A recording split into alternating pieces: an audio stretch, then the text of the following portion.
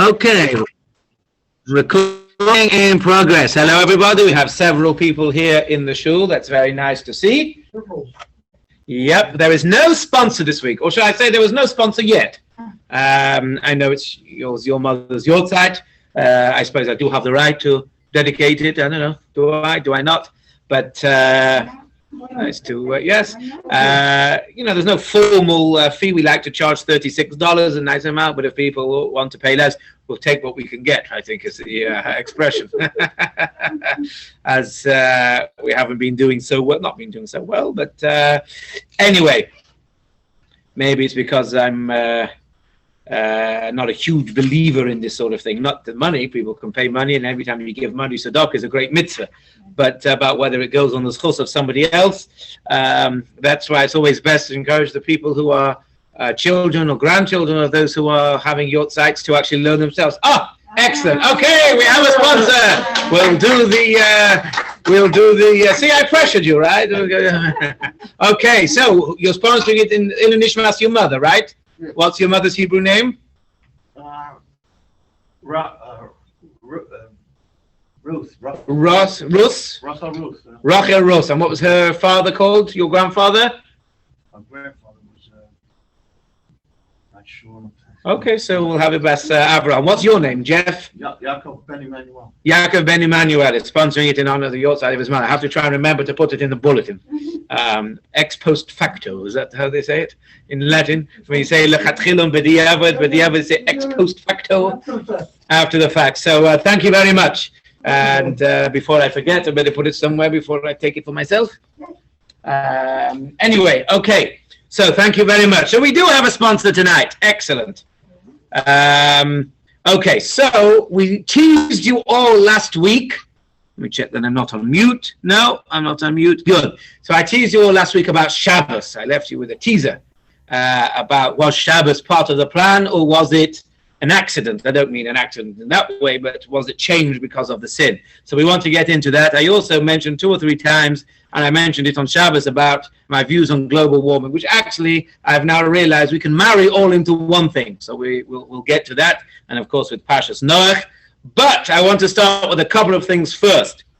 One is something my daughter asked me a few hours ago as we just came home from school. And she asked me, she said, Daddy, if the rainbow is a sign of bad, of evil, that Hashem was going to destroy the world, so it's not a good thing, why is it so beautiful? Why is it so pretty? I thought, that's a fantastic question.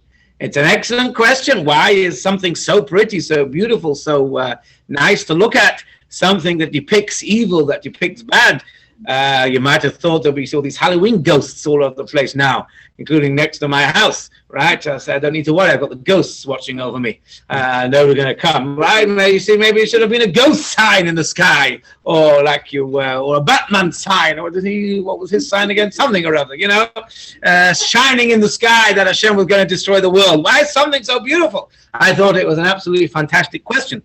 And so I thought about it over the last couple of hours. Welcome to have any answers to think about it. But I thought that perhaps, maybe Hashem is trying to say, this is such a beautiful thing, the rainbow. My world is so beautiful. It's so fantastic. It's so wonderful. Don't destroy it with your misdeeds. Right? I want to destroy the world, or I could have destroyed the world, or I was thinking of destroying the world, or whatever is the right verbs and adjectives to use. It seems to be, according to some opinions, that yes, Hashem would have destroyed the world at that moment if it wasn't for the promise he made. So he's like saying, look, I made such a beautiful world, such a beautiful little thing, and then it's don't destroy it. And another answer that just came into my head now, and as you know, I've said many times, one of the things I believe in as a rabbi is something I heard from Shalom Shvadron, who was known as the Maggid of Yerushalayim. Great tzaddik, great storyteller. He came to speak in my school, and he died a few short weeks after. And he said, one thing you should know, and I use this all the time, many times, including in sermons where I totally speak about something totally different than I'd planned to say right at the last minute, because he said, if something pops into your head whilst you are speaking, an idea or a pshat or something that you're thinking of, that is a sign that Hashem has put it in your head because he wants you to say it. I've spoken many times about that idea, about things popping in that you see, right? In fact, I go on about what's the name of the Rav who's just gone out of my head that it talks to me from beyond the grave? What's his name? Rabbi Victor Miller, yes. So obviously I speak about him so much and how much it's so amazing. Somebody sent me an anonymous book from Rabbi Victor Miller. That was a few months ago. And this week, again, some anonymous, although it wasn't so anonymous because Larry found the envelope that it was sent in and he has his return P.O. box on the back. Not an address, a P.O. box. So I don't know, can you check up P.O. boxes or is that the whole point of them? They're supposed to be secret.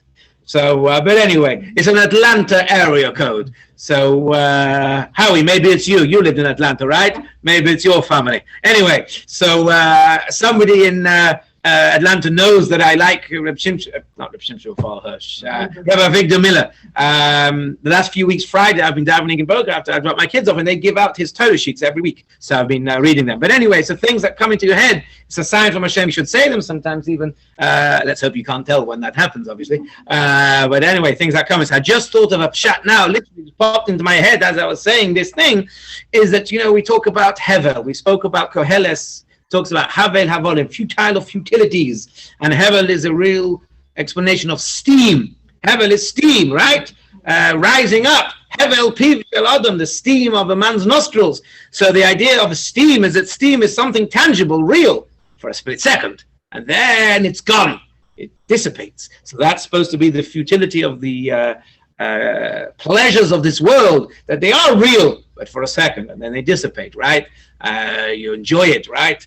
And then it's gone, and that's why people go back for more and more and more pleasures, and they end up going further and further down the destructive path in various different ways, whether that's with alcohol or drugs. So they're seeking that feeling. It lasts for a second or two, and then it's gone. So maybe that's the idea with the rainbow. I just thought in my head, a rainbow also is beautiful, but it's not real. Maybe it's technically real, I'm not sure, but it's certainly here for a second and gone pretty soon after. So maybe that's the idea. Hashem said, yes, it may appear beautiful, these things you're trying to run after, the enticements that the Yates are today, unfortunately, in our generation. There are so many enticements around. It's so difficult, so challenging world that Hashem has placed us in prior to the coming of Moshiach. The temptations are everywhere we look, right? There's no escape. So Hashem is trying to say, here's the rainbow. It's beautiful. It's enticing. It's whoa. It's fantastic. But it's not real. It's steam. It's here for a second. It's only in your mind. It's only a visual. But once you go touch it, you can't touch a rainbow, right? It moves. It doesn't. You put your hand in, and it's not there. So maybe just thinking, I might have to tell my daughter that when I get home, or hopefully she'll be in bed. But maybe tomorrow I'll have to tell her that idea. So that's something I wanted to start with. See how you think of those answers, and then maybe you can have some of your own answers. The next thing I wanted to talk about again is a very inspirational story for me personally. I'm not a big storyteller. But I do like telling personal stories about myself, about things and other things, because you all know me. You can all relate to me. People are not afraid of telling me my faults and where I can improve and everything. So people, when they hear stories about me, right, hopefully it can be inspirational because they know it's real. You hear stories even in today's generation about great rabbis and gedolim. We feel it's unattainable, right? They're on a different level to us, right? They're so spiritual, but with me, you know that, right? You can feel it's attainable. So I wanted to tell a story, not just because I'm boasting about this story, which a little bit is about it, right? Everything's has that element in it, of course. Let's not kid ourselves. But also, I found the story really inspiring, as did my wife, who was almost in tears because it involved her too. And I wanted to share that story with you. So we were at a wedding yesterday. Of people we knew in Western and friends of ours. So the Kala's brother, who we know used to eat by us too, he became much frommer than the rest of his family, so he used to come and eat with us a lot when he was home from college, and then he went to study to be a Jewish teacher. Now he teaches Judaism in Philadelphia, telling me how amazing Philadelphia is, and they have don't get any ideas though, they have a agency that relies on volunteers apparently to keep the prices down, so at least people can have some kosher food. It's a very affordable place to live. Anyway, he said, so he is dating a girl, right? And she came up to us and told us the following story. I'm sure you all know, maybe not the new members know, But I've boasted about this many, many times, that I was a reality TV star in the UK. I did a program called Strictly Kosher, watched by 8 million people in one night, second biggest channel in the UK, ITV. And I used to get recognized and noticed a lot. In fact, I got recognized a few weeks ago at Lox and Bagel. One of the staffs goes, "Can I just ask you something?" I said, "Yes." She says, "Are you the rabbi from the..." I said, "Yes." So that's the first time I've been recognized in a long time. I mean, I get Facebook messages, inspire people, and it's wonderful. But this yesterday went beyond the pale. So she said that she's a Pioris. She converted. And before she watched this film, before she was involved in this, she wasn't really interested in Judaism, had a negative look, shall we say, on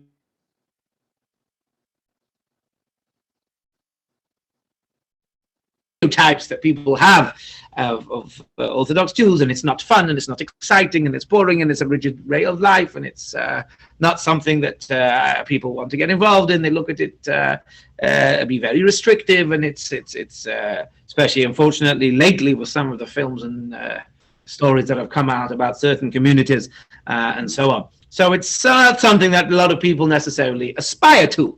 But she said, so she saw this program that I did, that my wife and I did, and she saw how, if anyone's seen the program, you know, and that's how I like to live my Judaism and have it come across, that we like to make it fun and exciting. Of course, Yiddishkeit is hard. Let's not kid ourselves, right? It's difficult.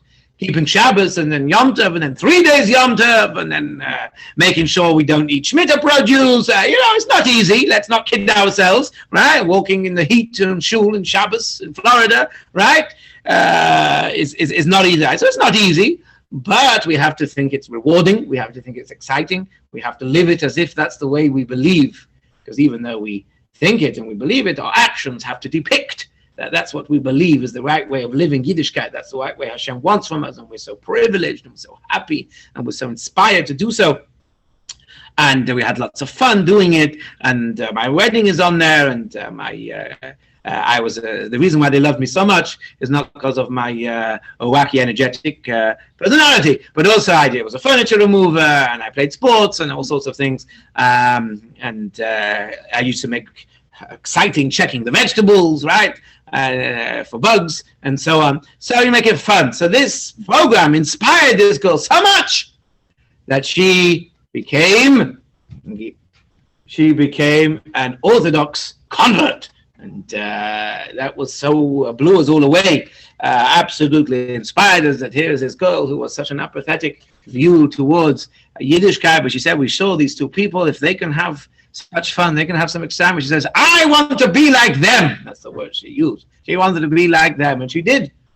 Well, tried to be. And she went on the path and became an Orthodox convert, now going out with this guy. And if she gets married, she wants me to marry them. So that's very nice too, to complete the loop. But she was so awesome. And she was just telling her boyfriend, the chassan, about this program, made her from and made her religious and did this. And it was so inspiring. And he says, yes, I know that guy. He's been in his house. And she was so awestruck that he knew her. And then when they found out that I was coming to the wedding, she was so excited, had to meet us. And she says she can never, when she checks the lettuce now for bugs, she always checks it like me. And so excited when she's checking the lettuce, which is why they hardly eat lettuce, because it's too complicated. She says they can't check lettuce without thinking of me. I hardly eat these vegetables either because I can't be bothered checking them most of the time. Like my wife eats broccoli every day, but we buy the expensive pre-checked broccoli because I can't be bothered checking it because it's so hard and tough, especially broccoli, and it's time-consuming. But so that basically blew me away. That even though these last 10 years I've just been getting on merrily with my life, right, and going about my merry way, and unbeknownst to me, that there was this person who was getting really, truly inspired to change her whole life. Change a whole way of living, to be inspired by me and so on. And as I say, my wife was, because she was inspired by her too, as a role model and stuff. And it really was so inspiring. And my wife was in tears listening to this. So you never know what you inspire, how you can make an impression on somebody. Hopefully a good impression, of course. We don't want to be making bad, but that's where I suppose the idea of Chilul Hashem comes in, and Kiddush Hashem, right? You have to make sure that you project your Yiddishkeit as being something that's happy and worthwhile rather than in a negative light, because you don't know how people are perceiving it and how people remember it and how people are taking that forward. So that was something that was really inspiring. And also it meant a lot to me because it's the first real time. I mean, my wife, Baruch Hashem, is about Shuvah and so on. So she's well versed in all this kind of thing.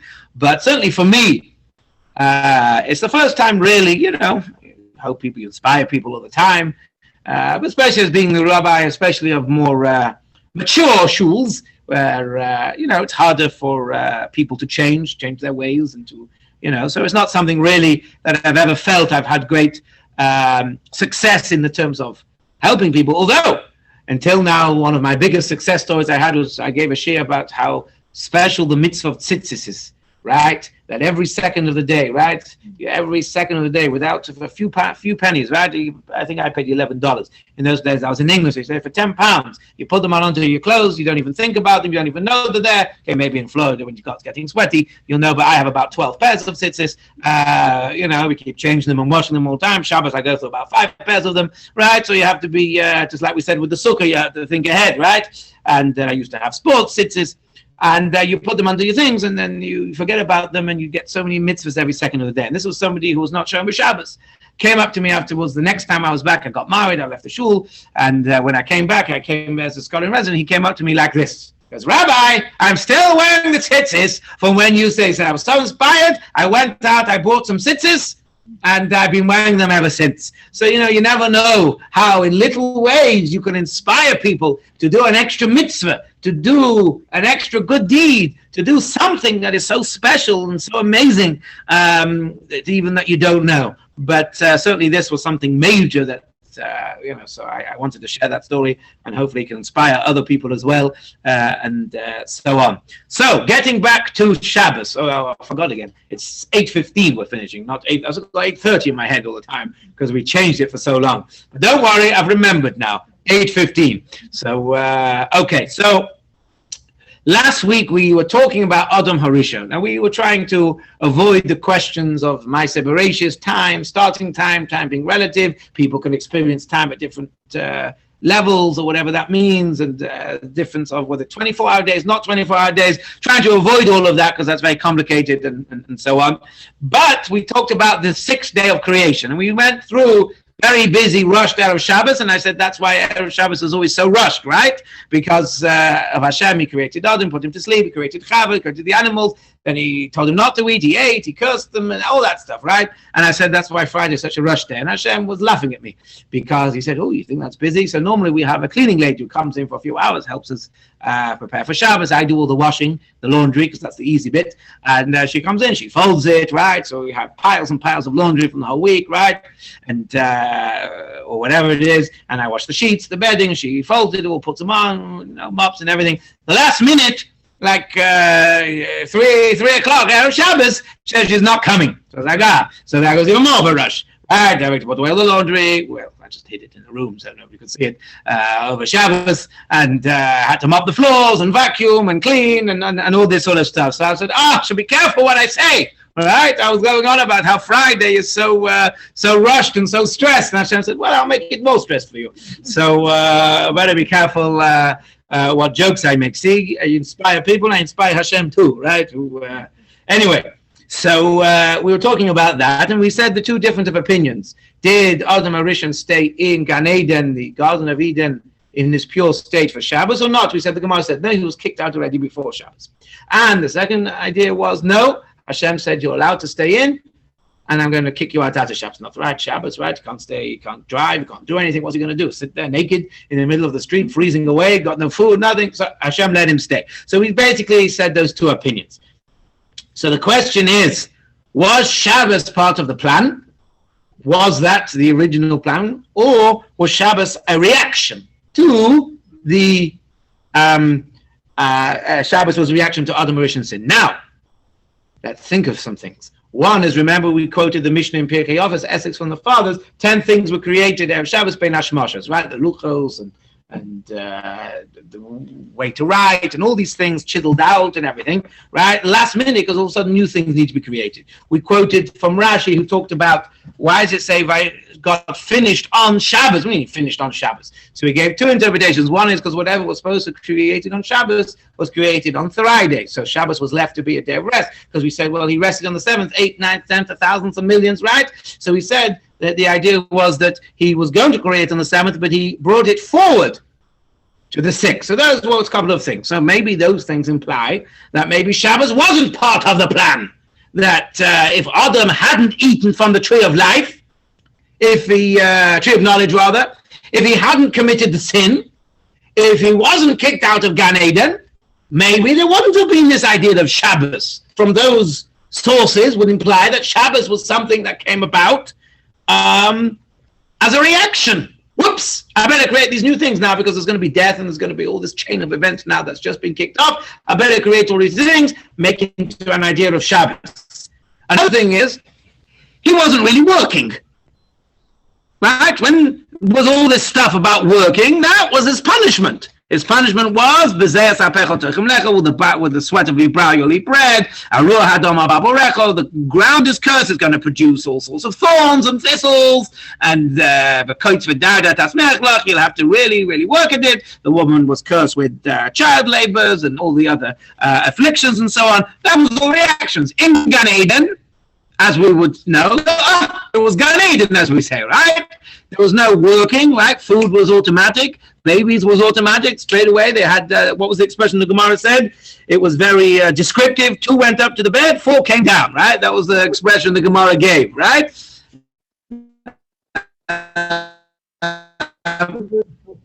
Yeah, that was what the Gemara said. That's how it, we said, who were the 4, right? Was Hevel created later? Was it a twin? So things were easy in Gan Eden, right? There was no real work anyway. Okay, the Pasuk says he put him in Gan Eden, L'Avda L'Shamra, to guard it. But what was this whole point of Gan Eden? There was no heavy work. Now Shabbos, yes. Got to abstain rather from doing work. Tough week. We can relax, we can rest, we can't do any work. What work was there in Gan Eden? So maybe Shabbos wasn't part of the plan, because what was Shabbos needed for? Every day was Shabbos, right? There was no fire. Fire was only created after Shabbos. He didn't need fire in Gan Eden. He had everything he needed, right? It was perfect. Trees and water. It was a great existence. So from all these sources, you might get the idea that maybe Shabbos was an afterthought in that sense. Shabbos was a reaction to the Shabbos was a reaction to the sin. So we are going to go to a Gemara in Sanhedrin Tzadi Zayin 97a. So also going to when I said I was going to join it up with my views on global warming, or to put it more accurately, my views on the destruction of global warming, is going to come out joined together. And we'll see. So this is the Gemara in Sanhedrin, again discussing the 6 days of creation, 97a. And it says like this. It says like this. So it's going about Mashiach, what's going to happen when Mashiach comes, all the terrible things which are clearly happening nowadays, which we gave a share on. And then if you were here, then we'll give about all the Gemara's proofs of what Mashiach is going to come like, all the issues, the troubles, clearly happening nowadays. Things like the chutzpah, and the young will rise up to the old, and all the price rises. It talks about that the price will rise on food. Right now, the price, I just read a report today that they think the price is going to go even higher. Eggs has gone up by X%. All right, now the price is going crazy because of all the shortages, and half the lorry drivers have died in COVID, and the packing plants have all, it's all crazy. So the price is going up. So all these things that Gemara mentions about Mashiach are all coming true, as of course they would, because the Gemara says it. So then the Gemara says like this. He's basically trying to say that the 6 days of creation mirror the 6 millennia of the year, of the world. So it says like this. Where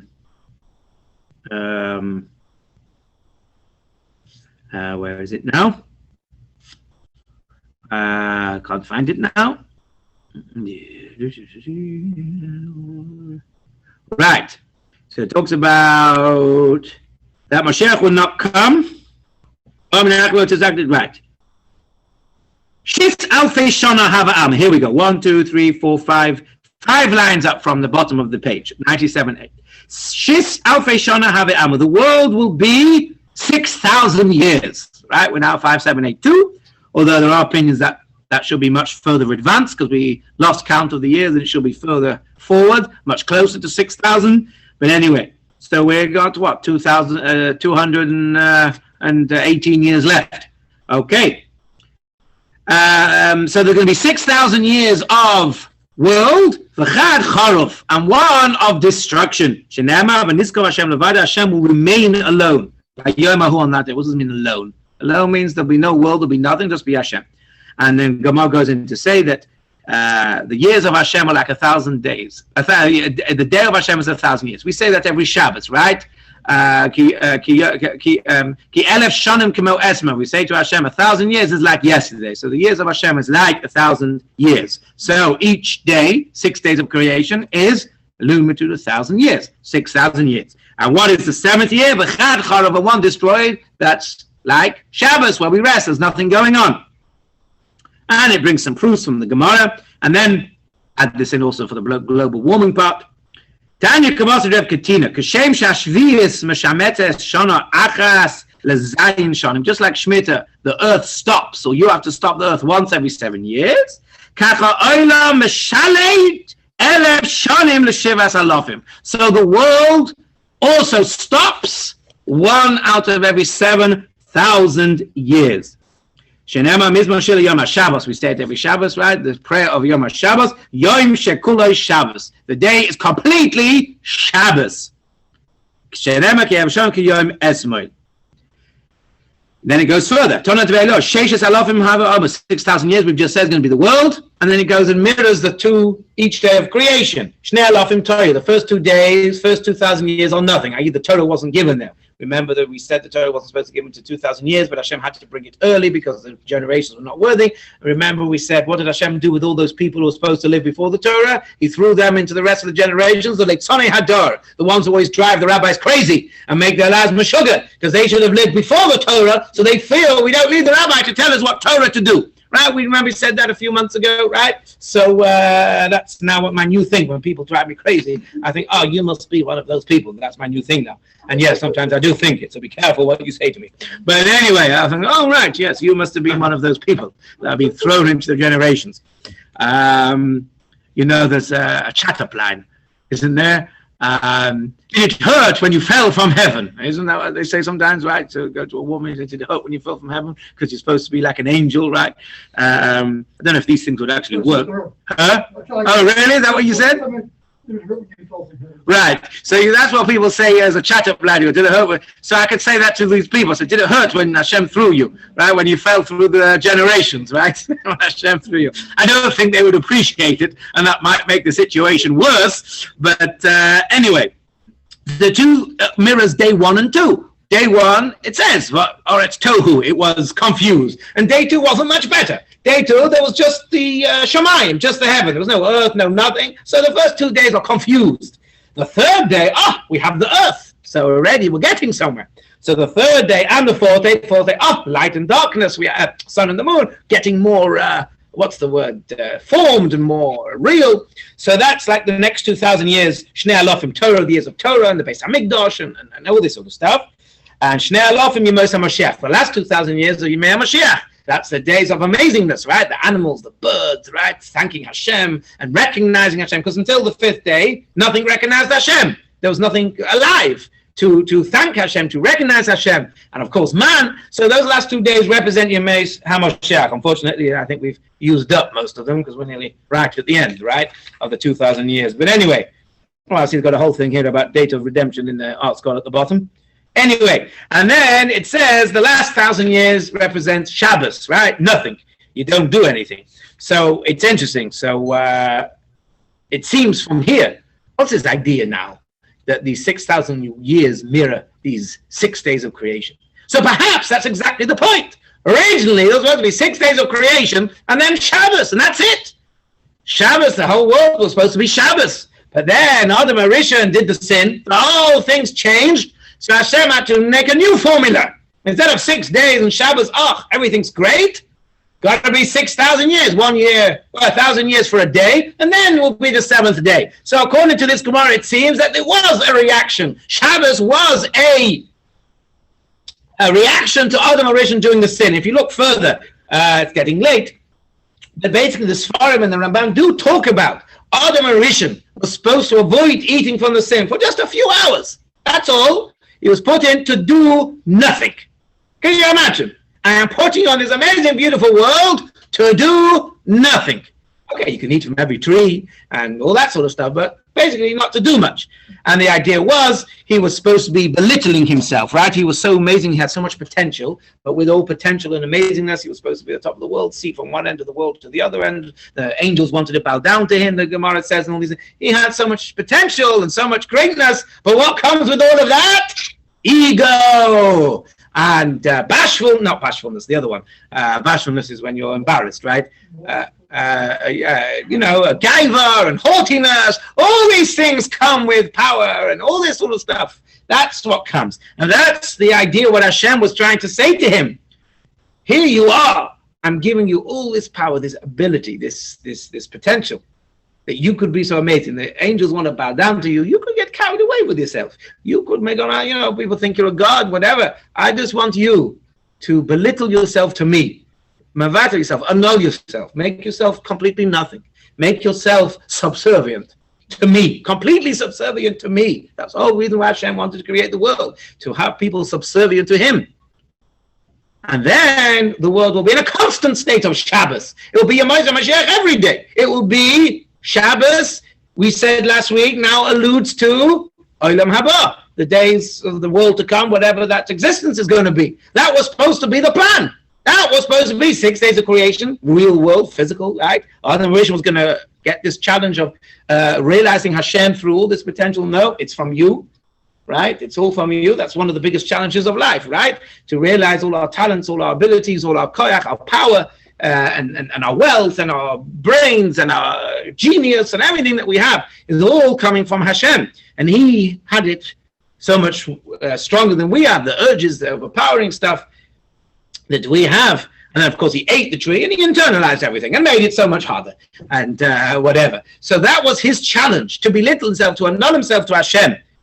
And he would have gone straight into Olam Haba. He would have gone straight into this coveted world that we will be having hopefully very soon. So therefore, I think Shabbos was a reaction in the sense that it was going to be all Shabbos. I mean, his skin changed afterwards, right? His skin was supposed to be like fingernails. Now, I was at this BRS yesterday, had a zoo, animal zoo for Pashas Noach for the kids. It was great fun. I loved it more than my kids. But anyway, one of the animals, had all these animals caged up. Yeah. Anyway, so and they had owls, and it was great fun. And they had Lima running on Rabbi Goldberg. Oh, it was great fun. Anyway, so they brought out this massive snake. It was a constrictor. It's got a name, not abductor. Anaconda, something. Anaconda. Massive yellow. I've had one of those around my neck also in the Miami Zoo. Picture of it on Facebook. As I said to my wife, if they're offering it, it's obviously safe, right? Although this guy was having his lips, flying around everybody. But as the guy said, these guys are constrictors. They don't bite and they don't eat. They're just constrictors. I said, oh, great. Now you got him around my neck. I mean, Anyway, so the guy said, as part of his show, he said, I want you all to rub your fingernails. So we all rubbed our fingernails. And he said, people think that the skin of a snake is all grizzly, it's all dirty, it's all hard, it's this, it's that, because it's slim and that. He says, it feels exactly like your fingernails. And I was like, The Gemara says that Adam originally had fingernails all over his body. So the snake must have still kept those fingernails. He still has fingernail skin. That's what Adam Arisha would have been like. And everyone's admiring the snake. And I'm saying, that's what I used to be like, right? That's the skin I used to have. So he had different skin. He had such illuminating light, or whatever that means, that his body was an illuminary and a light and whatever. And he did change physically. If you look in Psalm 137 or 138, Adam says, you created me tall, as long and tall as the world and the sky, and as wide as the four corners. After I did this sin, you squashed me. That Hashem made him smaller. So there was a huge physical change. And of course, death was decreed, although I saw the Ramban said there's always going to be death of some description. But it was made a punishment, it was made more difficult, whatever that means, made much quicker, and so on. I was talking to my kids, and you talk about Adam living 930 years, and I'm 37. You think, what did these people do all day? I mean, especially before computers. Yes, I'd love to live forever, but it must get a bit boring. Imagine you fall out with somebody. Oh no, I see him in shul every day. Don't worry, got another 900 years of it. I mean, can you imagine, right? And people in positions of power. Yes, he's a rabbi. He'll be the rabbi for the next 900 years. I mean, can you imagine how that would look and how that would feel? That's what we were talking about on our long Shabbos afternoon with my kids, and so on. Any of you read Harry Potter at all? The one with he breaks the philosopher's stone that keeps people alive forever, and Harry, the little kid, can't believe that the people who were 250 broke the stone because Voldemort wanted it, and and Dumbledore turned to Harry. I always remember this. I'm trying to remember Torah, but now I remember this. He said, for some, life, what was the expression? I said, I remember, now I've forgotten it. But basically, he was trying to say that eternal life is not a gift. It can be a curse. Now, people, once they've had their fill of life, that's it. And that's what I was thinking about here, 913 years. Maybe that's why Hashem shortened, because we got so annoyed with each other. We couldn't cope with living so long. Maybe in those days, right, and they had to grow their own food and everything, they could cope seeing each other every day in, day out, for 930 years. I also saw that they had nomadic living in those days. They didn't have city living until the Tower of Babel. That was the whole thing. They came into a city. It was the first time they had a city living. I'm like, of course, because if you're living forever, you don't want to see the same people every day in a city living, right? You want to be out and about in the forest, in the cavemen, right? You want to see the same people. You fell out with him 800 years ago, right? So whatever. So where was I before I got into all of this? I've totally forgotten. Let me remind myself. Yes. No. So we're talking about Shabbos. That's right. So, and the global warming, about the destruction of the world. Yes. So that's why the world will be destroyed. The world will be destroyed, and then a new existence will come in. Because death and dying is this idea of there's no greater annulment in front of Hashem than dying, right? You think you're such a big shot. You think you're I have all these great skills, and this is all me. Think of some of the people who have lived and made out they were so great and amazing, and then they die. And Hashem says, hello, you didn't believe in me? Well, I'm right here, right? And if Hashem has a sense of humor, he could just go to these people, wave, hello, don't exist, didn't I? Right? That death is the greatest form of annulling one's own talents to Hashem. So that's why there has to be this idea of a year or 1,000 years, as we think of it, of death, of destruction of Hashem alone, because we were supposed to completely annul ourselves. We will completely belittle ourselves and acknowledge Hashem's complete power. It didn't happen. It changed because Adam Arishan couldn't do it. And therefore Hashem says, okay, so I'll switch the days to 1,000 years, and then there'll have to be this year, 1,000 years, this day of complete destruction. And therefore, that's how we end up with this idea now, I believe, of Shabbos. Hashem said, okay, but because you are so desperate for that Shabbos, for that Olam Haba, the world to come, I'm going to keep you one day, little reminder, a little bit of glimpse, a little bit of, what was it we said, a 60th of Olam Haba. The Shabbos is a 60th, it's a tiny little amount, tiny little smidgen of the feeling of the rest, of the relaxing qualities of being in Olam Haba. So yes, you're going to get there eventually, after whenever that is. But now I'm going to give you a little taster. I'm going to give you a little bit of what you could have had, a little bit of what you should have had, if things had gone according to plan. I say that Hashem made mistakes, but how we understand that's another question, and we're not getting into that now. But still, you see this idea that the plan changed, and I think Shabbos did change too, because it seems that Shabbos was supposed to be all Shabbos. The whole existence was supposed to be Shabbos. There was no work, there was no energy, there was no nothing, and we were going to live in this existence of Shabbos, and then it all changed. Hashem said, well, I'll keep in your little bit of Shabbos, your little bit here during the week, sustain you for the week, keep you going spiritually, get you connected back to me, keep the lines of communication, the lines of feeling, right, the lines of connection with me and Olam Haba still going. So that's some of my views on Shabbos and perhaps the understanding of, or my understanding of this Gemara. But then that's why also it leads into my views on global warming. And again, you're welcome to argue on these points of things. But it talks about, I married up the two things. Number one, we had last week's Parsha.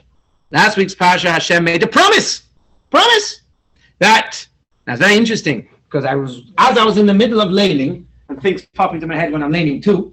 Not that I can start saying them in the middle of laning, of course, because I'm in the middle of laning, but sometimes I have light bulb moments in the middle of laning. I suppose there's chus in the merit of laning and reading the Torah from the thing.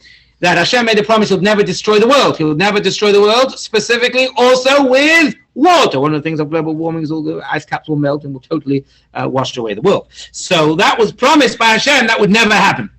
However, Hashem used an interesting terminology. He said, Oid kol yemei ha'aretz. For the remainder of the land, I would never destroy it. But when the time comes to get rid of the land, then I will destroy it. I was thinking, right? It says interesting. Oid kol yemei ha'aretz. For the rest, it doesn't say for the rest of time. It doesn't say Oid kol yemei azman. Oid kol yemei hashanim. For the rest of eternity. No. Hashem said, Oid kol yemei ha'aretz. For the rest of the land's existence. Which according to this Gemara is 6,000 years. So for 6,000 years, I won't destroy it. I won't bring floods. But after 6,000 years, we see the world is going to be destroyed. So it could be, as I alluded to last week, my feelings, that maybe that's what this global warming is all about. This whole destruction idea of global warming is the destruction of the world that is predicted here in this Gemara. So on the one hand, we have Hashem will not destroy the world earlier than He wants to. And on the other hand, there's this idea that the world will be destroyed. But both times is that Hashem is clearly in control. This global warming will not sneak up on Hashem. Whoops! Oh, we have global warming here. What are we going to do? So either way, it's in Hashem's plan. Either He won't destroy it because He's promised not to at the time, or maybe this is exactly the way, because the Gemara was very interesting. It says, just like Shemitah. What does the article translate these things here? Let's see how he explains it. Just as a sabbatical year causes cessation of the year one every 7 years, so too the world ceases 1 millennium out of 7. Interesting. It's like it's built into the DNA of the world that it will destroy itself in 6,000 years. That it's built in that it's going to go. So maybe that's this whole global warming. It's the, again, don't mean to frighten you, but it is Halloween in a couple of weeks. But that it's the closing in of the world on itself. That this global warming, that the sun and the this and the that, maybe that taka is the closing in of the world. Like it says here, the world will cease. The world will somehow burn up, or whatever they expect to happen in the time of global warming, that the Doomsday, is that how they perceive it? The Doomsday thing. So maybe that's exactly the point. So I have two diametrically opposed views. One is that Hashem will never destroy it because He's promised He won't destroy it. And the diametrically opposite of view is He will destroy it through global warming as part of the promise that the world itself built into the world, that is only going to last 6,000 years, 6 days, as it is in Hashem's age, and then it will combust. It will, Hashem will be left alone, and then we will be, as the Gemara says, we'll be reawakened after we have totally annulled ourselves to Hashem by dying, which, as I say, is the greatest annulment of our own ego to Hashem. We will then be brought back to the original plan of Olam Haba, the future world, which is an existence that we can't even begin